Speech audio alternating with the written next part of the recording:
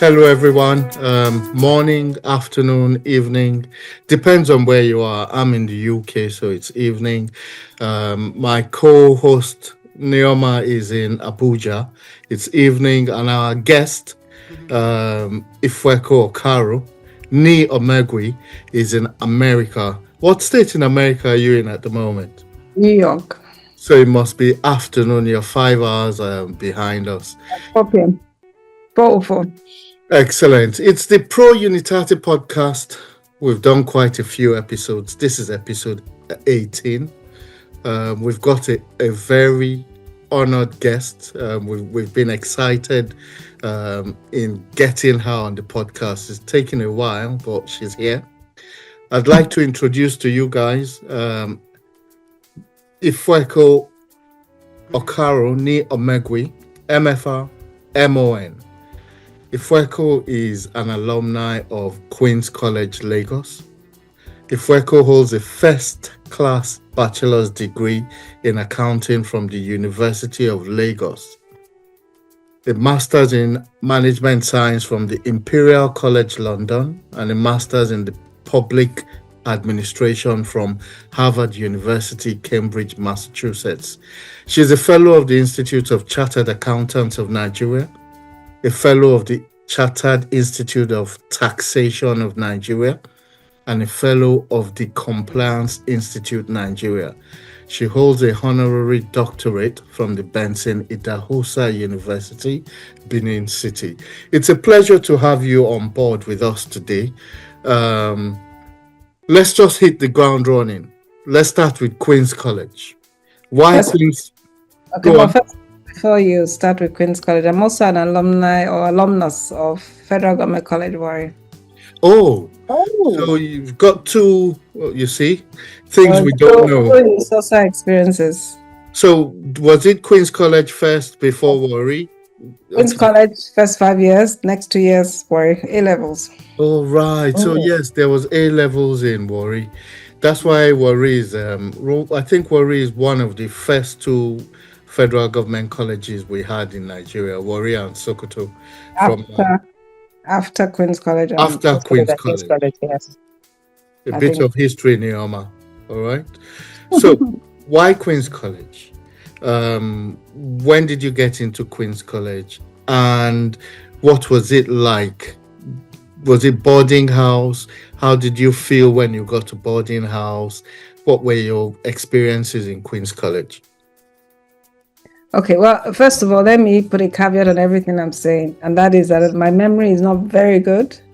So there are certain questions you ask, and I honestly can't remember. Right. So I'll just talk to what I can remember. Sometimes I have to ask my classmates, what did we really do in class? Things like that. I mean, some people have awesome memories. I'm not one of them. I have certain kinds of memories, but definitely not what happened in Queen's College for 5 years. I mean, so there's so just note that. Now to the question, why Queen's College? I don't think that was my choice as to why Queen's College, but I know that I sat for the exams. I was taken on the Midwest scholarship. Then I think the first 12 federal government, and then there were state scholarships. So I came in on a Midwest scholarship. It was Midwestern State at the time. I know I was taken at Holy Child. My mother was teaching at Holy Child.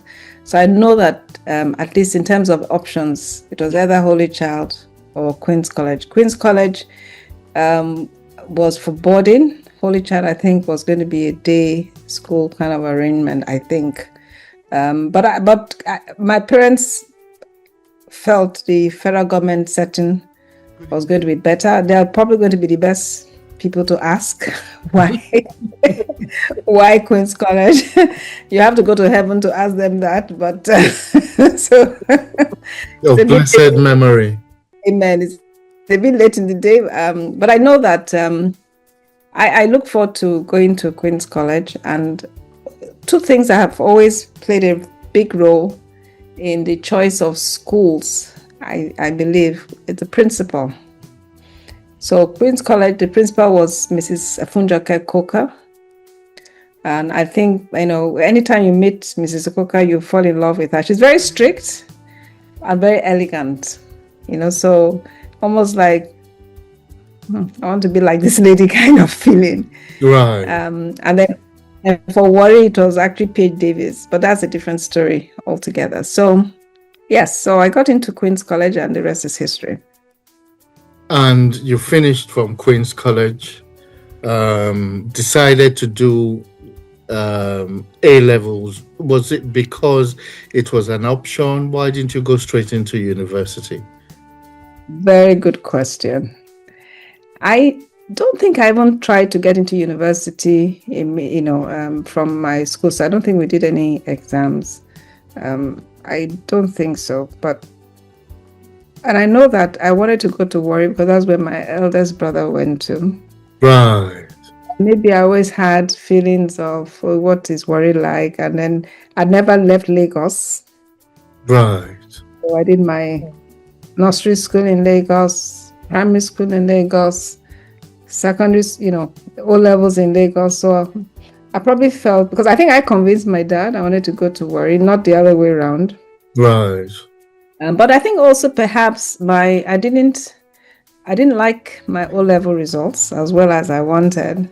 And I felt that going to another school and giving it a different shot will perhaps convince my dad that I could be the best I could be. Who knows? So they wanted me to have a distinction and I didn't get a distinction. So I think I wanted a change of environment. And it looks to have worked. It looks to have worked because the product of two Unity schools, absolutely fantastic.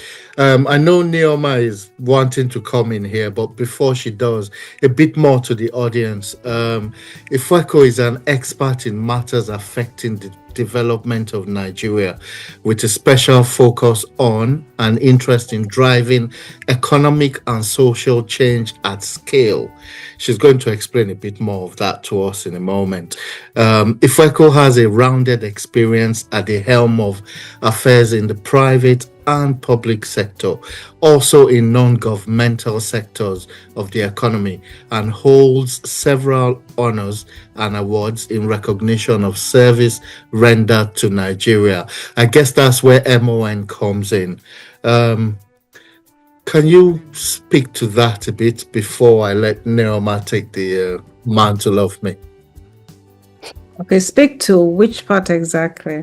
Everything. It encompasses a lot. Your social skills, the interaction in the private and public sector, the non-governmental sectors, the economy itself, and how you drive it or change the social change at scale.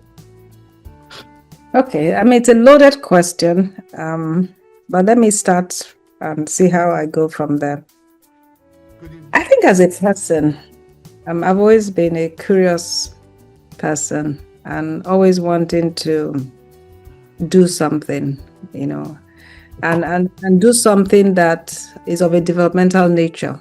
I think it's just been in me. And what are the kinds of things I used to do? I used to, first of all, collect art, probably from my time. My history as a Benin person, I think creativity comes with us, and proximity to creative expressions, I think, is something that is all around our environment. But beyond that was recycling. I'm the kind of person that would, in front of a house, bring out my old clothes or old things I don't need and, sell it. And then I use the money to buy art and I sell it. I don't know how much money I was making then, but it was something I really enjoyed doing. And I never liked throwing things away. In fact, till tomorrow, my husband just feels I just keep collecting, not throwing, things. So I know one of the guys that works with me, I could have a little tear in my bag and I tell him, go repair it. Or I have a little thing in my shoe, go repair it. I don't change things, that I feel that if it can be used, why throw it away? And I can still use it, it's still functional. So I'm talking at a micro scale now, the person, Right. and the kind of things that I do as a matter of course. Then in my choice of career, I found out that as I learned more about different career options, because I started as a science student, even in Warri, I did physics, maths, economics. Economics, because physics, maths, I knew that those are my real favorite subjects.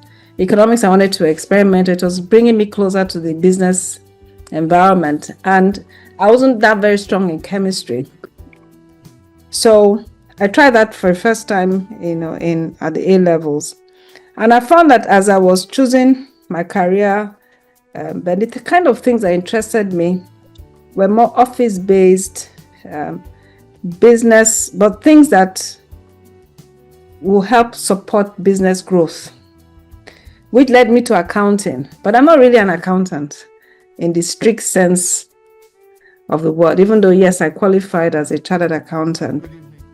But I use it more as a base to see how I could help business growth.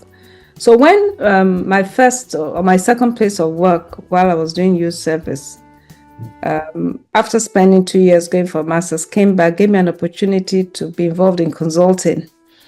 It sounded interesting. I wanted to try it out to see whether, okay, this is what I liked, as opposed to staying in the tax or accounting line. And it was almost like rubber hitting the road. This was like where I've been since then till now. Right. And consulting, what was the joy in consulting? The joy in consulting was, again, supporting business growth and performance. All right. So consistently, development at a micro scale, environmental care at a micro scale, my best home experiences that I actually remember, so I must have really loved it, was going home to meet my grandfather in the village. And let me tell you what I love about it. Beyond the love expressions by them, was being in an environment full of thick forests, and I just enjoyed the greenery.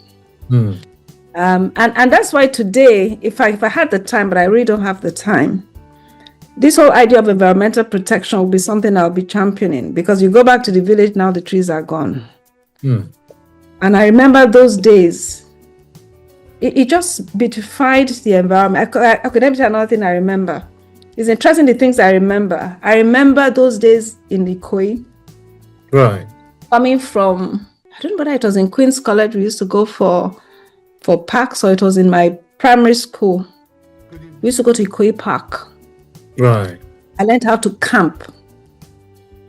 All right. How you make fire. Right. There's no Ikoyi Park anymore. Ikoyi was a full park. We'll go there, pitch tents, stay 3 days. We those were memories I really treasure. Today, Ikoyi Park is Parkview Estate. So I think as a person, the development of my space is important. The development of the environment is important. The development of business is important. And I think as I grew in my career, I also realized that the development of Nigeria was really, really very important to me. That didn't hit home immediately until I traveled for my master's degree and spent a year. And I was in a hurry to come back. It was the first time I was leaving Nigeria. And I was like, you mean a place can be this developed? Why can't Nigeria be like this? So instead of thinking of, okay, I wanted to do additional exams or stay on and do one thing or the other, I was in a hurry to come back, to start thinking about what we should do to make Nigeria great again, so to speak. Not great again, I'm just using that as a pun. Absolutely. And that led me to perhaps my first foray into non-academic business. So I had this idea, Nigerians, everything was government. Some people may think Nigeria has not grown or developed. But it's not exactly the environment we have today that we had then. Then it was really more government business, more government. And it was like, why are we always wanting government to do A, B, C, D? So I started a talk show program. And it became a national talk show program. Wow. Where we talk about different topics of development to try and impact people, to do things. So I was doing my management consulting, influencing at an organizational level. And then I started a talk show program to now start talking about, taking the name of the talk show program was called Another Step. Let's take another step to develop Nigeria. And while all that was going on, because again, I think consulting is really my niche. Because what consulting did, it allowed me to do different things. So you finish a project, go to another project. I'm not one to stay in one place and just do that one thing. No, I don't think, that's my kind of person. So as I pursued my consulting career, I also got opportunities to sit on the boards of community development organizations and NGOs. So it was while I was growing up as a consultant, I started working in an NGO space, not as person driving the NGO, but contributing on the board of NGOs. So when I say private sector, I got that a lot, and public, I got that working in at the time Arthur Andersen. NGOs, the people I met, in fact, till tomorrow, a lot of those people who I was with for community development organizations, they all move on to different things, but we've continued the network, the relationship. Is where that tripartite thing started. But the big skill that I think capped the experience, you could say, I had of change at a much more bigger scale beyond just being part of a consulting project was when, after I left Arthur Andersen after 12 years to set up Restaurant, still with this whole thing about, I think I need to go outside a multinational environment.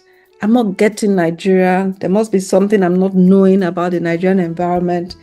Let's see how we can, from an African perspective, do consulting. That's what led me to set up my consulting firm. After 8 years of nearly being burnt out, growing too fast for my health, it was time to take a break. In the middle of that, I got an opportunity to run the FRS. At the time, I didn't understand the magnitude of what I was getting myself into. But it was the same thing that has always pushed me of an opportunity to change my space. Whether it's my home space, whether it's a business space, but this time the country space. Now, let me back off a bit. Before then, why did I get I got the National Award twice. The first time I got it was after being a technical facilitator for the Vision 2010. Wow. So in 1996, I was invited by my former boss at Arthur Andersen. At that time, I'd set up my own company to work with the team, Richard Kramer. At that time, Ernest Shoenka was chairman, of the interim national government. It was during the Abacha regime. And so we were all part of NESG then. And so they were putting together a technical team and also help work with the core team to drive the development of Vision 2010. It took about a year to happen. Another beautiful experience. And sometimes you look back and you just wish that momentum continued. So that was my first experience. I got a national award from that work. So the second time was now the FRS. So for Vision 2010, it was like, again, a project. So this was my first time working inside the public service and having to change the tax system and drive it at a level of scale. And just that whole process was perhaps one of my most enjoyable times because of the opportunity to impact people. FRS is in every single state, so it has national, impact. The FIs you see today, or at least at the time I left, when we started, completely different. Sometimes some people can't even compare and contrast. I mean, you had to completely remodel buildings. You had the situation where water was falling on people in the tax office. It's a completely different, so being part of that and working with the team to transform that process was very enjoyable. So if you put all those experiences together, someone were to ask me, how do I see myself? That's what I would describe. I see myself as having worked in all these spaces. I see myself as really enjoying the transformative nature of the work I do. But I think one thing that also comes across in working in those three spaces is that people are important. Right. How you manage people, how you drive them, how you develop them, how you inspire them, how you motivate them, because no one person can make change happen. Mm-hmm. It has to be collective. Yeah. And that's when you achieve skill. Because then when everyone is motivated, they all do their part. Right. You're the only one doing it. You are limited. Mm-hmm. Yeah. Wow. That is value. For you, audience, you've just got proper value. That is skill, she said. Everyone doing their part. Neoma. Okay, so I think I would describe your life so far as some form of roller coaster. I love roller coaster. I love the buzz. I love the thrill. I love the excitement. I love the fact that you're just going all over the place, but there is plenty of fun. And it seems that you've had a lot of fun doing what you love to do. So I'm going to go straight to FIRS, because I saw the excitement on your face when you started talking about FIRS. And, you led a lot of major reforms. We know, because FIRS then and FIRS when it had the Ifueko effect was totally different.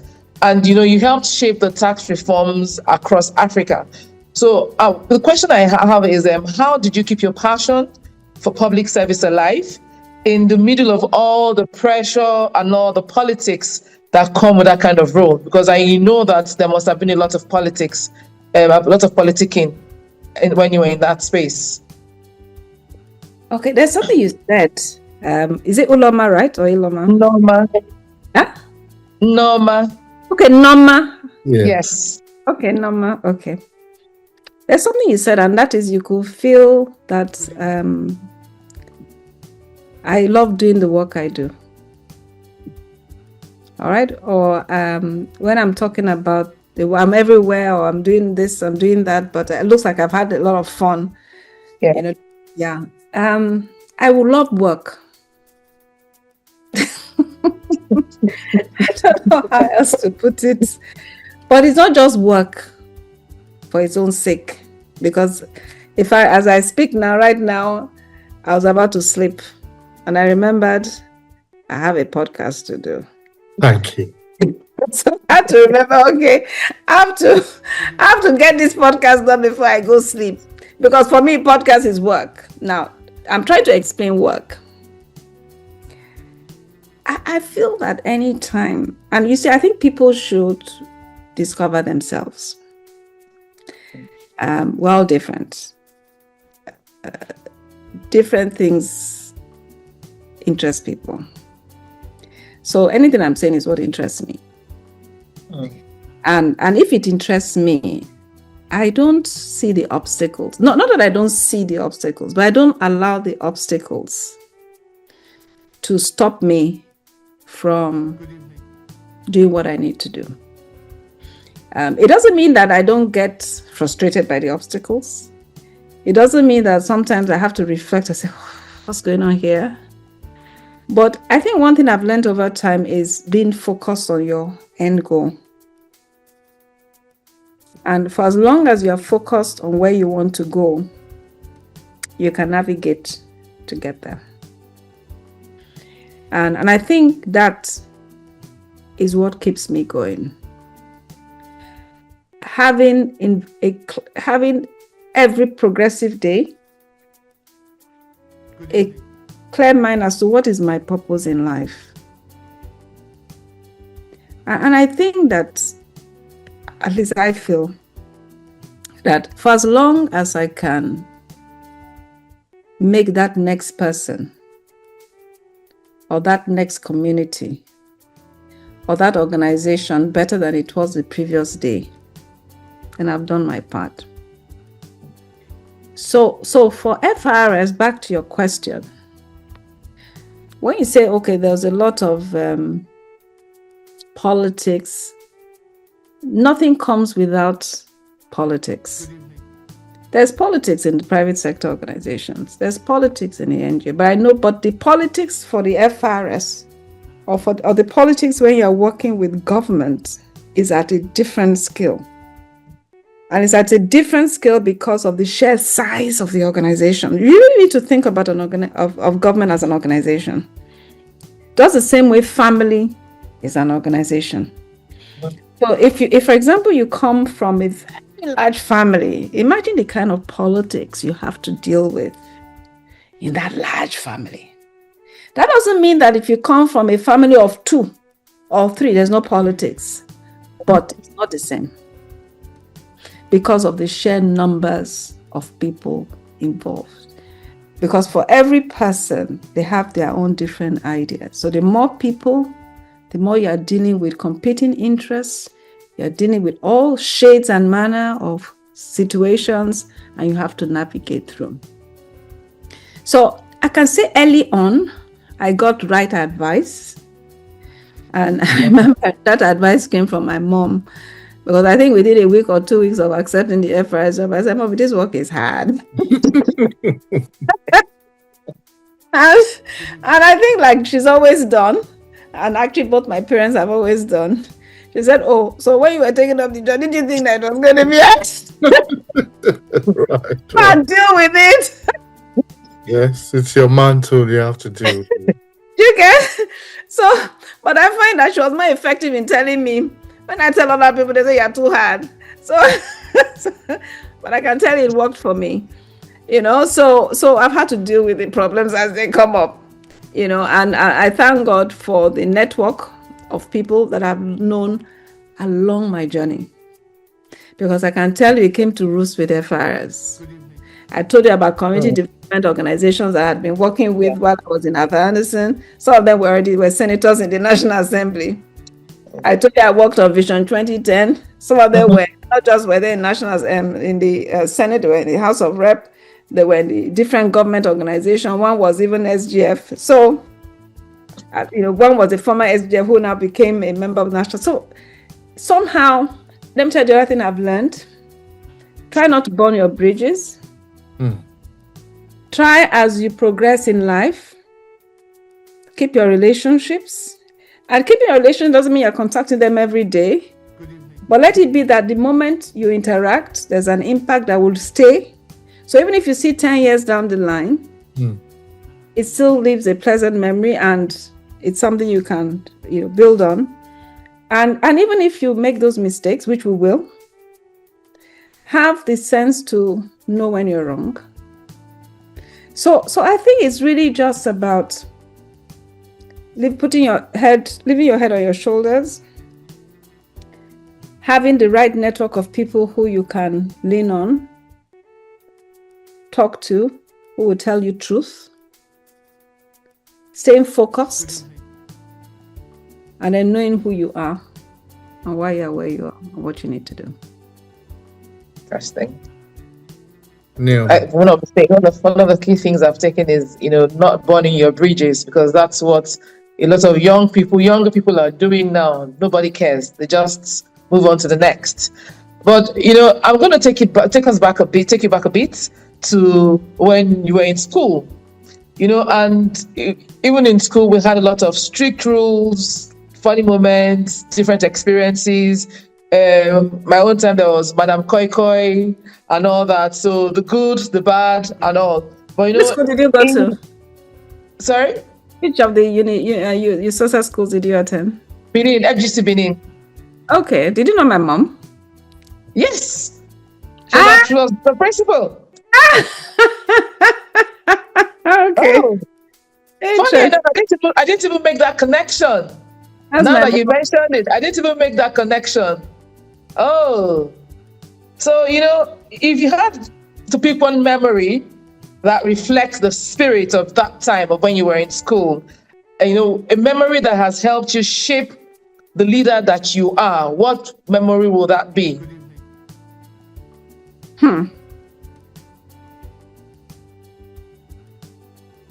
Okay, so without going into too much detail, I think the memory is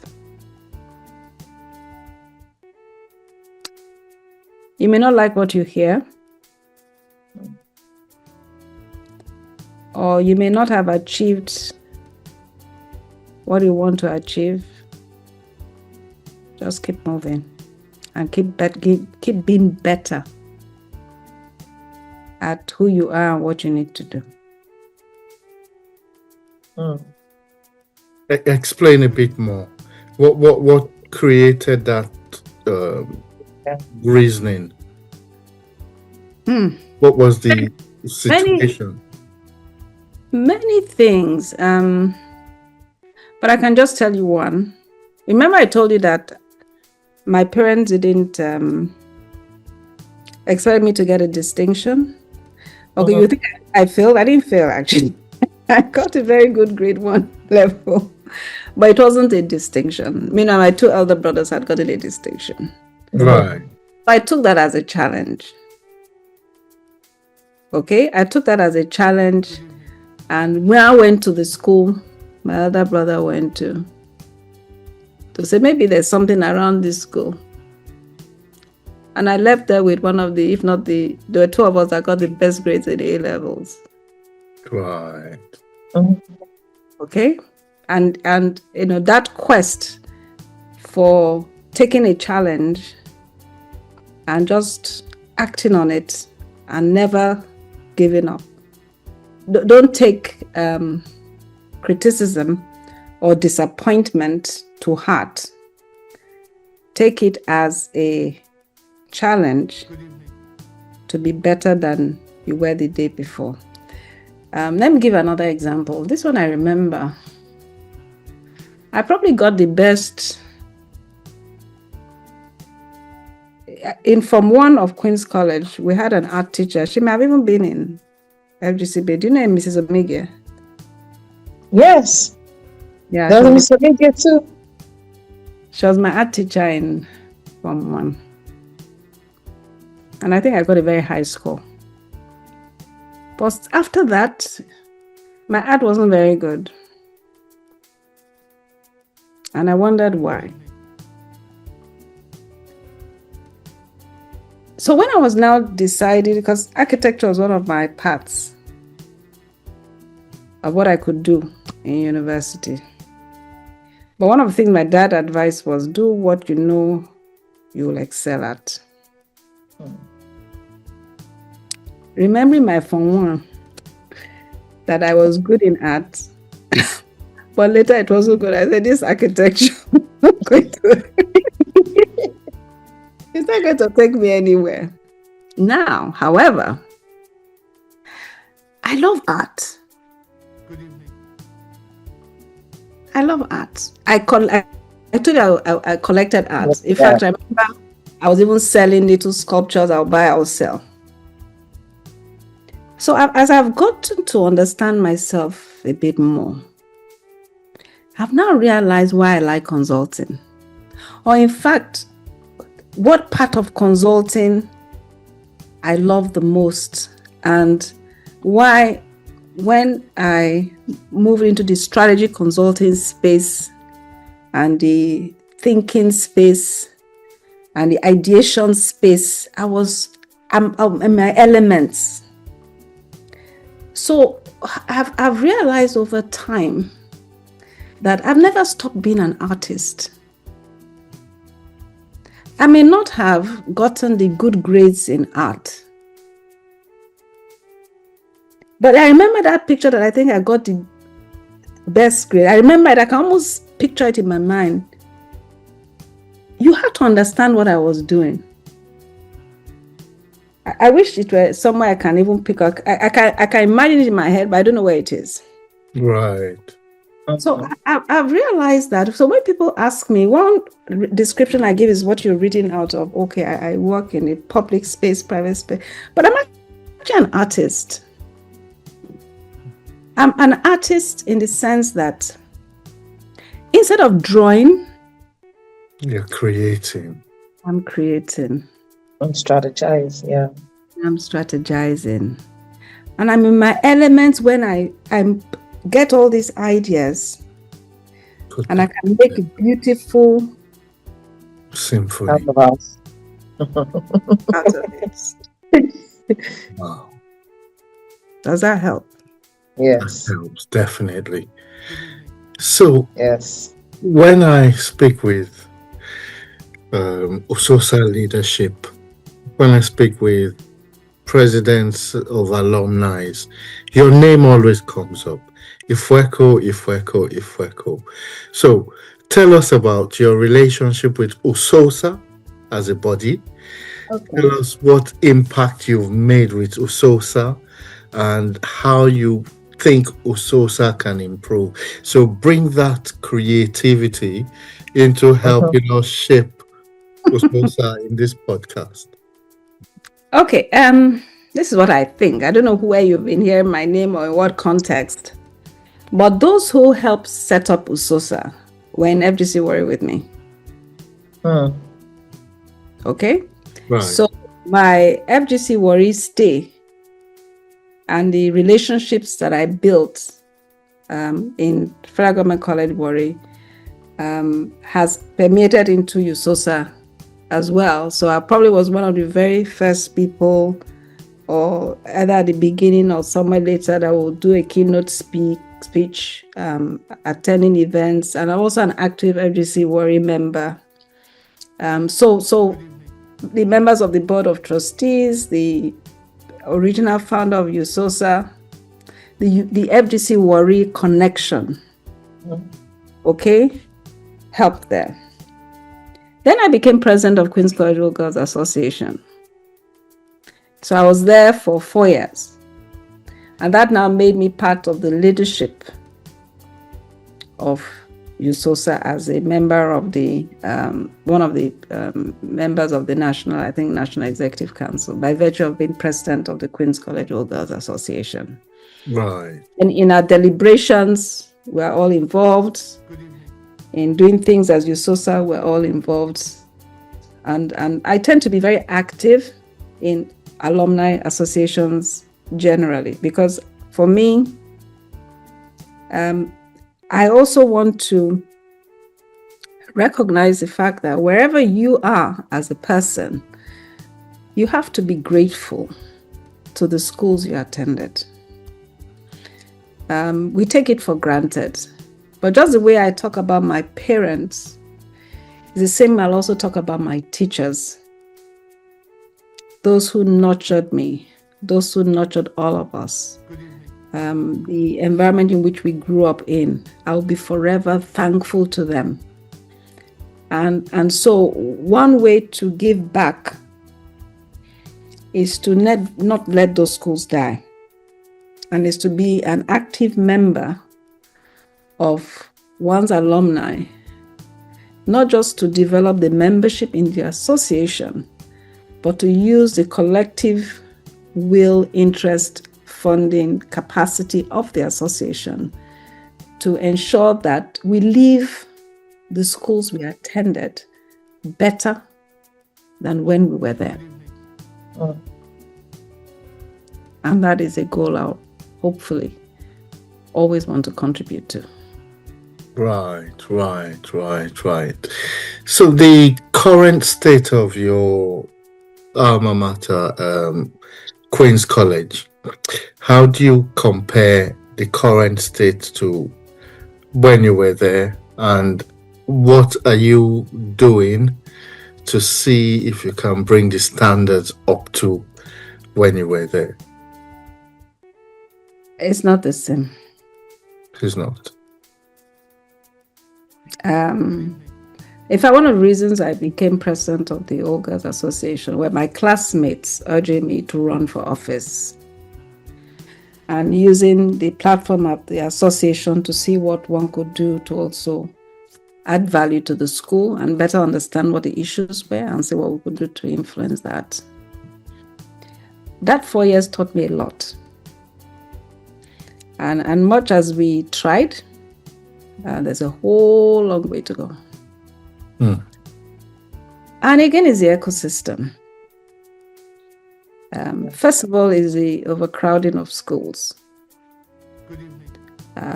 We don't have enough public schools of the standard that we want our children to go to at the cost we can afford.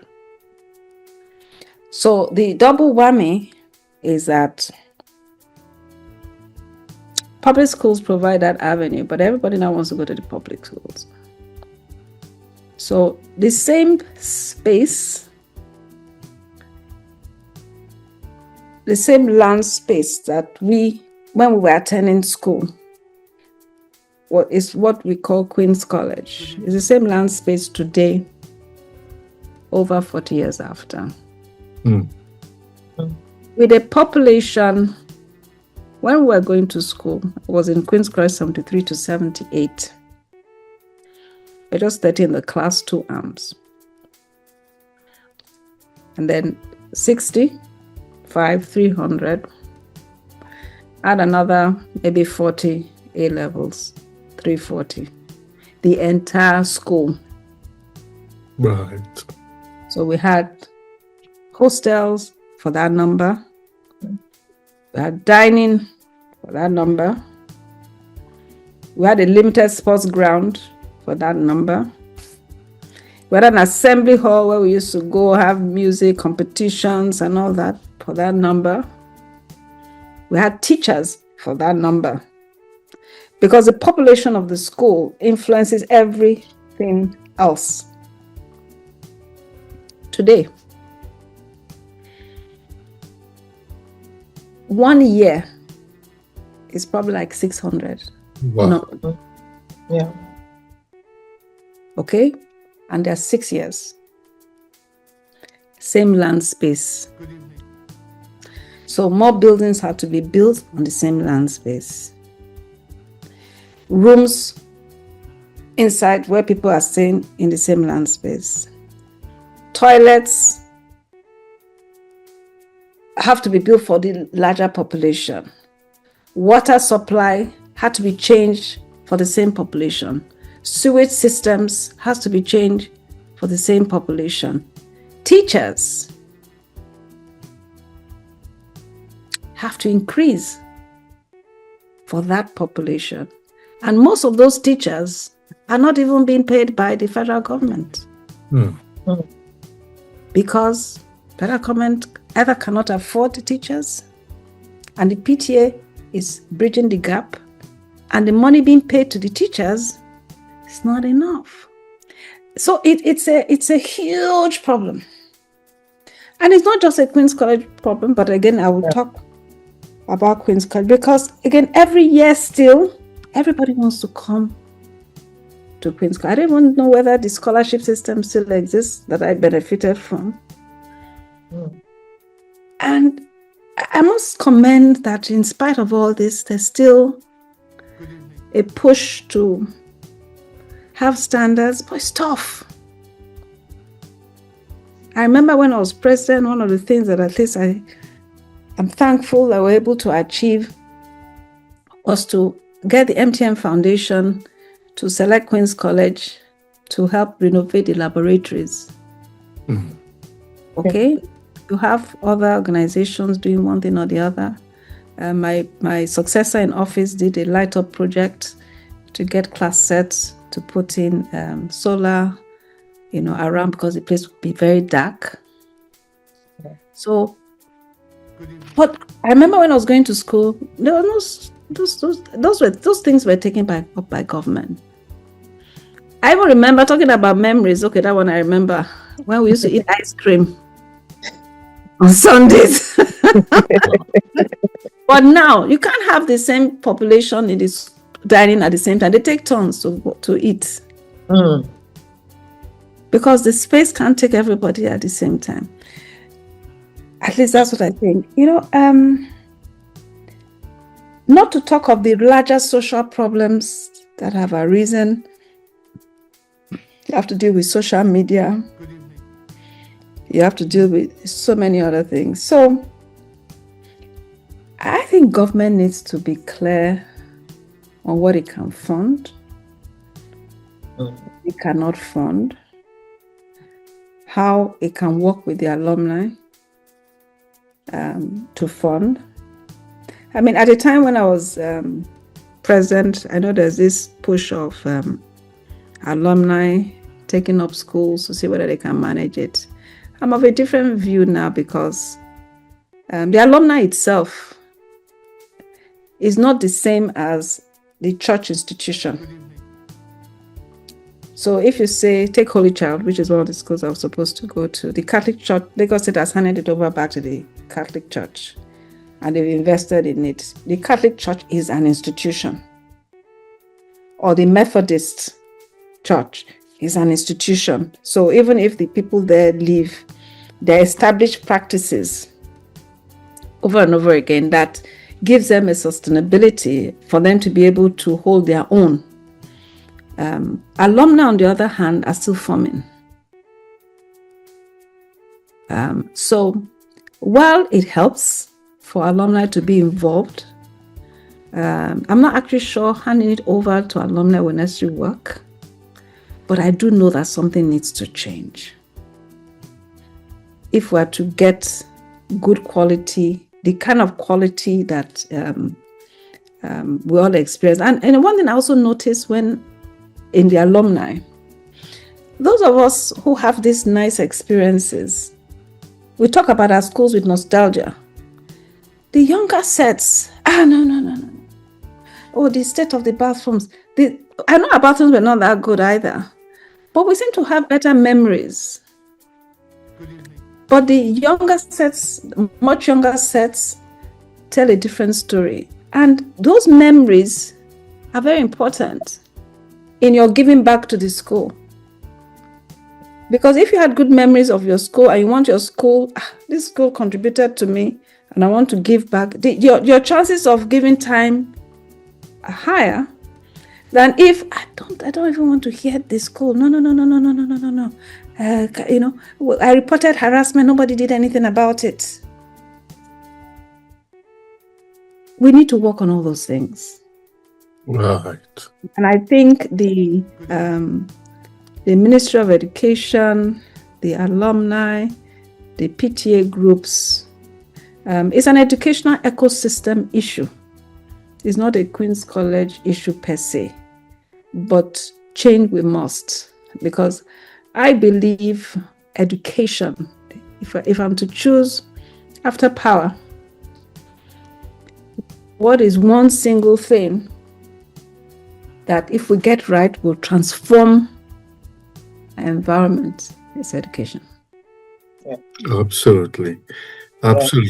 I think the current leadership of SOSA, I think they now, Neoma, you can correct me if I'm wrong, I think they have a seat at the table now in the Ministry of Education in Abuja. Yes. I think the leadership are really working hard to make sure that there's equity between the government, SOSA, to help improve at least the standards of unity schools. Like you said, eventually we hope as time goes on that it won't just be limited to unity schools. It expands to all facets of education within the Nigeria space. Let me talk a little bit. Let me just talk a little bit about that. Thank you. Not the idea of unity schools was a great one. I don't think we were called unity schools at the beginning. I don't know how, but my understanding of the federal government colleges that we now call unity schools, And I understand, by the way, there's federal unity schools, there are also state unity schools. So it's not just at the federal level, but that idea is good to bring people together. But we're losing that. That one. Two. And by the way, we should keep that. Because when I was in school, I didn't even know where my classmates came from. Yes. Okay. And maybe we should have known more from a cross-cultural exchange of ideas and all that. I mean, so there are some things even that we did then that I think what we are doing now is even better. So for example, vernacular was banned. So some of us, it was a punishment to speak vernacular in school. And I think we should encourage people so that we can learn new languages. But back to the core issue of what I'm talking about. The idea of unity schools was to build a crop of leaders. And that's why merit was emphasized. Scholarships were given to people who could not afford to come to the school, but did very well in the regional areas. I know members of the Queen's College Okas alumni that will say that they passed, and if not for the scholarship, they wouldn't even be where they are today. But we didn't stretch it beyond the unity schools to build a crop of leadership that will also be leadership in the political space. Leadership is not just about doing well in school. It's about ultimately influencing change. So the unity school concept, excellent, and stopped when you now left school and then everybody's scattered. So I think part of that change that we need is how do we build that crop of leaders that bring people together in school, but then continue through university to also government. Not just leaving you to your own device, you end up in private sector or you end up in NGO. It has to be a deliberate leadership development and selection process. That's one. Two, I like what you said that you hope it will expand beyond unity schools. One of the banes of our educational system today is I don't know whether it's inequity or inequality or both. There must be a minimum standard of education for every single Nigerian, even if it's up to the age of 6 or up to the age of 8 or whatever that age is, across the country, particularly in the public school system. Because what then happens is that some of the divides we see, even though the unity school is meant to breed unity, by the existence of the unity school, we are creating division. I see what you mean.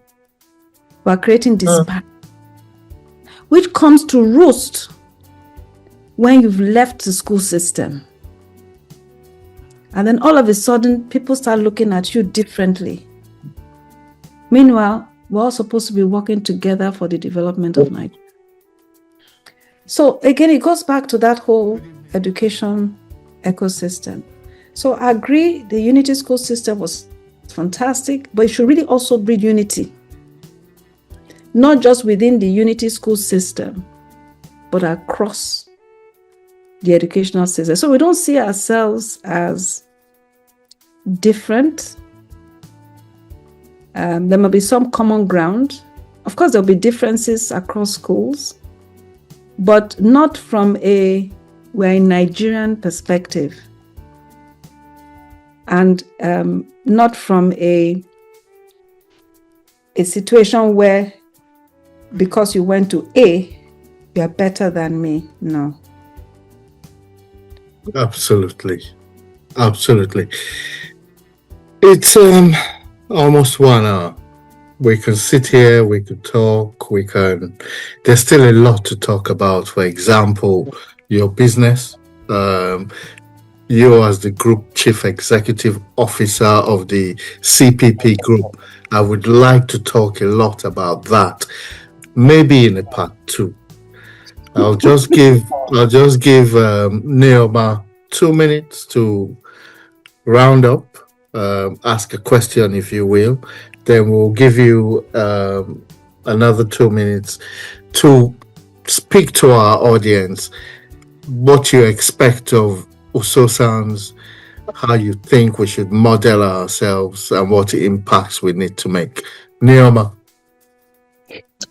Okay, so it's been awesome talking to you, and basically, there is everything you've said are things that we've heard, but you just need to hear them again, especially in keeping relationships and not burning your bridges and knowing what you're capable of, and running with that, and not and having good mentors again, because you talked about the fact that you had people that you could run to talk to and ask questions about them, how to go about things.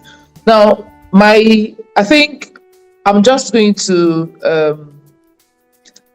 round it up by, they will always ask like a cliche question: what do you have to say to the young ones? Because we see that we have young Nigerians today, creative, outspoken, and full of beautiful ideas. But what is that one piece of advice that you would give them, that you would share, to help them turn their energy into a lasting impact for the country? That's a multi-headed question. I want me to do it in 1 minute or two. No. Feel free. Feel free. No rush. Okay. Well, I mean, first of all, I'm happy you mentioned the fact that you have a lot of young people creating new things, innovating. I'm very, very proud of them. In the same spirit, I find that because of the population, they are the majority. I mean, over 60% are youth, over. So you do have a preponderance of youth who are idle, who are waiting for connection, who are waiting for this dream job, who choose which job to take, which not to take. And my message to the youth in general is, you are the future. In fact, in certain cases, you are the present. A lot of some of the ideas you're doing, nobody has ever done it before. So thank you for your service. For those who find themselves changing environments, creating new things, leveraging on stuff that they see. For those who are waiting for this dream job, there's no dream job. And even if there was a dream job, not many people will get that dream job. And remember what I said about my journey. There is nothing that I've done that has not added value to my next phase of life. Nothing. So whatever you do, if you don't have a job, learn a trade. Learn a skill. There is no job you cannot be a billionaire out of. None. If it's cleaning, you can run a multi-cleaning enterprise. If it is driving, if it is logistics, if it is plumbing, if it is maintenance, if it is doing the hair, if it is manufacturing a cup, there's nothing. For as long as there's life, there's a need. There's a need somewhere that needs to be solved. And when I tell this to some people, they say, but I don't have the money. Money, somebody said money has a spirit. I don't know whether you've heard that before. Yeah. Money is a very dangerous commodity. Dangerous. Because it scatters your eye. You think that once you have money, all your problems are solved. That's the beginning of another problem. It's good to aspire to have money because you need it. You need to buy a car, you need to get a house, you need to live, you need to buy food. But money doesn't make money. It's ideas. It's the things you do that will bring the money. And if the things you do put you in jeopardy to not even enjoy the money you end up making, be careful about that thing that you are doing. And apply your energies to things that you will enjoy. And what is enjoyment? Again, of course, I'm talking from my perspective. Everybody has their own realm of what enjoyment is. But like I mentioned to someone, one rule when you want to transform a society, you want to change an organization, you want to do things, the number one rule you should always bear in mind, in whatever you choose to do, is to remain in that job that you want to change. So if you're doing something that puts that if you do it, there's a chance that you're going to be killed the next day. You have to think yourself very hard to that. Is it worth it? Is it worth it? I'm particularly concerned about the drug problem among the youth. So much so that it's in the primary school system, it's in the secondary school system, it's in the university system. I like interacting with younger people, bright young boys. And they tell me, you go to a party these days, there's no party that there's no one drug or the other that they're serving. Whether it's in cake, it's in food, it's in this. And the question is, for what purpose? For what purpose? So find what matters to you. Find your purpose. Stay alive. Have the ability to be able to improve on what you do on a continuing basis. Yes, money is important, but think about how you want to make the money in such a way that you will enjoy the money. And think beyond yourself. Because whatever you do cannot be just about you yourself. It's about serving a need. It's about serving the larger populace. But ultimately, maybe the last message is about you need to build a stronger Nigeria. And it's not the job of one man or one woman. It's all of us. Do your part. The fintechs that are succeeding, a lot of them never worked in government. They found their niche. People in the market who are selling one thing or the other, they're adding value to life. You need something, somebody is going to provide it for you because he's selling it.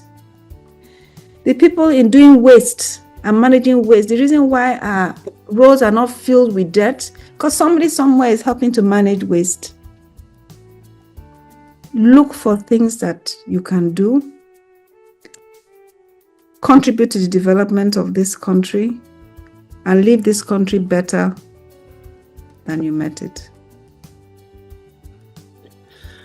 Thank you so much. So part of the reason we decided Pro-Unitate podcast was not only to showcase our best. We started by telling the story of Usosa, and now we're showcasing our best to give value to our audiences, to improve their lives, to improve and give hope to the young ones who listen to the podcasts. My organization, TNN, abbreviation for the New Nigerian, actually aims to bridge the gap between diaspora and Nigeria. Take the best in diaspora, connect it with the best in Nigeria, and develop something: agriculture, education, health, mentoring, feed the children. It's just what you said: giving back, making an impact for the people, improving lives. I guess I realized that a bit late in life, but it's never too late. And I feel fulfilled doing what I'm doing. For the audience, you've heard from our esteemed guest. You've also heard from Neoma. Please support the platform by listening to the podcast. We're on YouTube, we're on Facebook, we're on Instagram. Click the like button, subscribe, get some knowledge and information on how to not only better yourselves, but to better Nigeria. We want Nigeria to be where it should be, one of the brightest countries in existence, I dare say. A country with the largest Black population. I mean, we've got everything. We just need to come together and improve the lot. Now, for my generation, what we can do is reorientate the young ones, go even up to kindergarten, get their minds working on positivity and developing Nigeria. Hopefully, in my lifetime, I get to see a transformation. Thank you so much for listening. Thank you for watching. And thank you so much, Ifueko. Thank you, Neoma. At this point, we're going to let the audience go, spend a couple of minutes with you, Ifueko, and then we'll call it a day, all right? Thank you.